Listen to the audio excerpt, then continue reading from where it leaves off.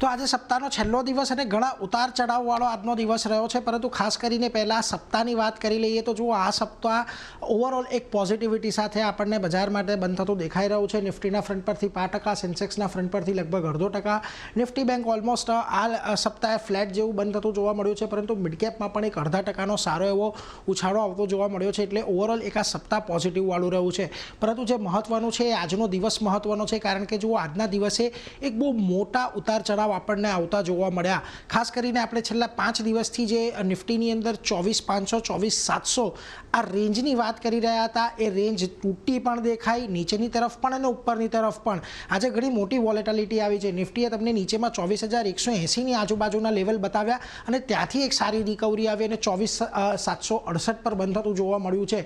સેન્સેક્સમાં પણ નીચે 80,000ના લેવલ દેખાયા છે અને ત્યાંથી એક સારો ઉછાળો આવતો જોવા મળ્યો છે, અને ખાસ કરીને નિફ્ટી બેંકમાં પણ 52,800 આજુબાજુના એક નીચલા લેવલ દેખાયા અને ત્યાંથી એક સારી રિકવરી આવી। મિડ કેપ અને સ્મોલ કેપ આજના દિવસે લાલ નિશાનમાં બંધ થયા છે, પરંતુ ત્યાં પણ નીચલા સ્તરેથી એક સારી રિકવરી આપણને જોવા મળી છે। એટલે ઓવરઓલ આજના દિવસે બજારમાં એક ખાસી એવી વોલેટિલિટી રહી છે, બજાર નીચેની તરફ પણ ગયું, પરંતુ સપોર્ટ લઈને આજે સારી રિકવરી સાથે બંધ થયું છે।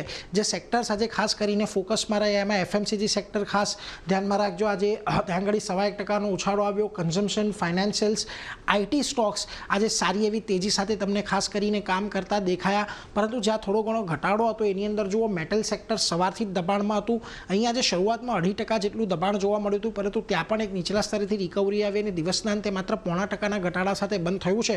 પરંતુ આ ઉપરાંત તમને મીડિયા, રિયલ્ટી અને ફાર્મા સેક્ટર પણ એક ઘટાડા તરફી કારોબાર દર્શાવ્યો છે। આજના દિવસે ખાસ જ્યાં તમને સારી એવી તેજી આવતી જોવા મળી એમાં ભારતીય એરટેલનું કાઉન્ટર ખાસ મહત્વનું છે। એક સરસ મજાનું બ્રેકઆઉટ આજે ચાર્ટ પર આવતું જોવા મળ્યું અને દિવસના અંતે 4.5%ની તેજી આવી છે।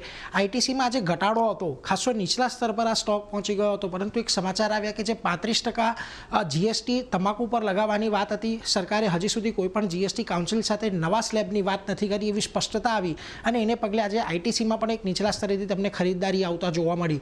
આ ઉપરાંત તમને કોટક મહિન્દ્રા બેંક, HUL જેવા કાઉન્ટર પણ એક પોઝિટિવિટી સાથે બંધ થતા દેખાયા છે, પરંતુ જ્યાં ઘટાડો રહ્યો આજના દિવસમાં નિફ્ટીના ફ્રન્ટ પરથીમાં શ્રીરામ ફાઇનાન્સનું કાઉન્ટર ખાસ હતું। આ ઉપરાંત તમને ટાટા સ્ટીલ, હિન્ડાલ્કો જેવા કાઉન્ટર મેટલ્સની અંદર દબાણમાં દેખાયા અને ઇન્ડસઇન્ડ બેંકમાં તમને આજે એક યુબીએસનો નેગેટિવ બ્રોકરેજ રિપોર્ટ આવ્યો, એટલે ત્યાં આગળ આજે થોડી ઘણી વેચવાલી તમને જોવા મળી છે। આ મિડકેપના ફ્રન્ટ પરથી આજે તમને જ્યાં સારી તેજી જોવા મળી એમાં જો ભારતીય હેક્ઝાકોમનું કાઉન્ટર એક સારી તેજી બતાવ્યું, Bharat dynamics, Paytm, page industries જેવા કાઉન્ટર આજે અહીંયા ફોકસમાં રહ્યા અને ખાસ કરીને જ્યાં આગળ ઘટાડો તમને મિડકેપની અંદર આજે આવતો જોવા મળ્યો એમાં જે કાઉન્ટર્સ છે એના પર એક વખત નજર કરી લઈએ તો ત્યાં પણ આપણને ઘણા બધા કાઉન્ટર્સ છે કે જેની અંદર ઘટાડો આવતો જોવા મળ્યો, જેમાં ફિનિક્સ મિલ્સ, સેલ, આઈઓબી અને એનએમડીસી જેવા કાઉન્ટર ખાસ ફોકસના રહ્યા કે જ્યાં આગળ ઘટાડો આવતો જોવા મળ્યો।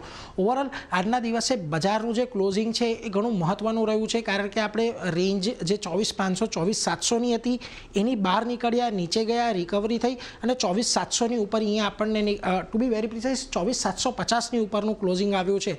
હવે જો આવતા અઠવાડિયાની શરૂઆતમાં કે આવતા અઠવાડિયામાં ગમે ત્યારે 24,800ના લેવલ એક વખત પાર થતા જોવા મળે છે અને એની ઉપર એક ડિસાઇસિવ ક્લોઝિંગ આવે છે તો પછી અહીંયાથી આપણને 125 સુધીના લેવલ પર કદાચ જોવા મળી શકે એવું નિષ્ણાંતોનું કહેવું છે। એટલે ખાસ કરીને આવતા અઠવાડિયાનું માર્કેટ આપણા માટે થોડુંક વધારે મહત્વનું રહેવાનું છે।